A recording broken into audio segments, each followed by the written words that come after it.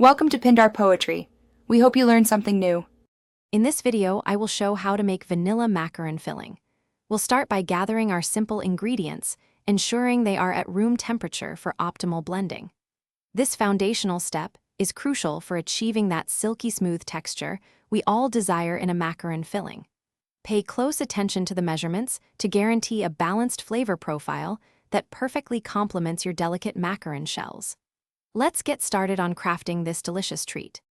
For our delicious vanilla filling, you'll need half a cup of unsalted butter, softened to perfection. Make sure to sift 2 cups of powdered sugar to prevent any lumps, ensuring a truly smooth texture. 2 teaspoons of pure vanilla extract will provide that classic, aromatic flavor. Finally, 2 tablespoons of heavy cream will help us achieve the ideal, spreadable consistency for your macarons. First, cream your softened butter in a stand mixer until it's wonderfully light and fluffy, about 3 to 5 minutes. Then, gradually add the sifted powdered sugar, 1/4 at a time, mixing on low speed until fully incorporated.